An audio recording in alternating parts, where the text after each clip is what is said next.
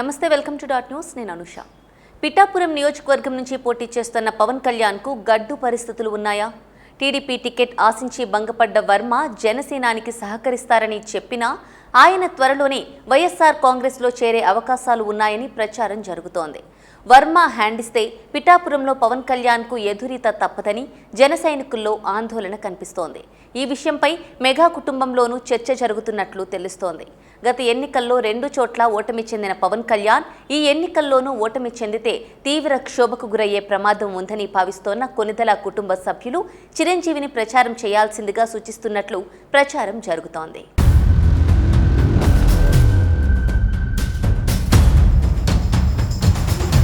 రానున్న ఎన్నికలను అత్యంత ప్రతిష్టాత్మకమైనవిగా భావిస్తున్నారు జనసేన అధినేత పవన్ కళ్యాణ్. ఈ ఎన్నికల్లో ఎట్టి పరిస్థితుల్లోనూ గెలిచి అసెంబ్లీలో అడుగు పెట్టాల్సిందేనని ఆయన పంతంగా ఉన్నారు. అందుకోసమే తమ సామాజిక వర్గం ఓటర్లు ఎక్కువ సంఖ్యలో ఉన్న పిఠాపురం నియోజకవర్గాన్ని ఏరికోరి ఎంచుకున్నారు. పిఠాపురం సీట్లను ఆశించిన టీడీపీ నేత వర్మను కాదని ఈ సీటును జనసేనకు కేటాయించారు చంద్రబాబు. దాంతో వర్మ వర్గం భగ్గుమంది. అయితే చంద్రబాబు పిలిపించి మాట్లాడడంతో పవన్ కు సహకరించడానికి వర్మ అంగీకరించారు.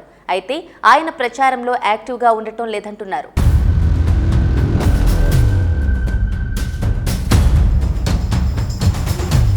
వర్మను తమ పార్టీలో చేర్చుకోవడానికి వైఎస్ఆర్ కాంగ్రెస్ పార్టీ పావులు కదుపుతోందని ప్రచారం జరుగుతోంది. ఈ ఎన్నికల్లో అధికారంలోకి వచ్చేది తామే కాబట్టి ఏదో ఒక కీలక పదవి ఇస్తామని వర్మకు ఆఫర్ పెట్టారట. పోలింగ్ తేదీ లోపునే ఆయన పాలకపక్షంలో చేరిపోతారని అంటున్నారు. ఈలోపు నామమాత్రంగానే ఆయన పవన్ తరపున ప్రచారం చేసినట్టు నటిస్తారే తప్ప క్రియాశీలకంగా ఉండరని వదంతులు షికార్లు చేస్తున్నాయి. మరోపక్క పాలకపక్ష అభ్యర్థి వంగా గీత నియోజకవర్గంలో ప్రచారంలో దూసుకుపోతున్నారు. మహిళ కావడం, పవన్ సామాజిక వర్గానికి చెందిన వారే కావడంతో పాటు సామాజిక సేవా కార్యక్రమాలతో ఆమె మంచి పేరు సంపాదించుకున్నారు.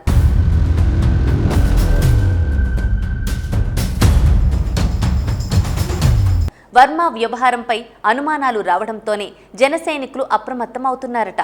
పవన్ కళ్యాణ్ కూడా తన అన్న చిరంజీవిని కలిసి తన గెలుపు కోసం ప్రచారం చేయాలని కోరారట. 10 ఏళ్లుగా రాజకీయాలకు దూరంగా ఉంటున్నారు చిరంజీవి. రాజకీయాలపై ఆయన ఏ వేదిక మీద మాట్లాడటం లేదు. అయితే నిన్న కాక మొన్ననే కూటమి ఏర్పాటును స్వాగతించారు. కూటమి అభ్యర్థులు సీఎం రమేష్, పంచకర్లను ఆశీర్వదించండి అంటూ కోరారు. తర్వాతి దశలో పిఠాపురంలో చిరంజీవి ప్రచారం చేసే అవకాశాలున్నాయంటున్నారు పవన్ కళ్యాణ్.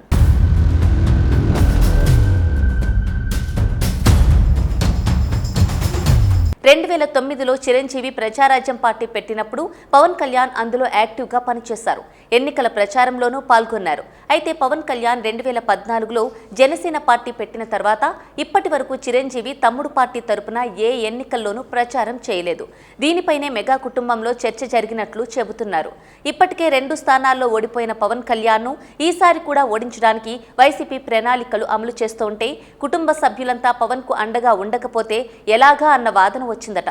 చివరకు చిరంజీవి కూడా ఈసారి తమ్ముడి విజయం కోసం ప్రచారం చేయడానికి సూత్రప్రాయంగా అంగీకరించినట్లు ఫిలిం నగర్ కోళ్లు కూస్తున్నాయి.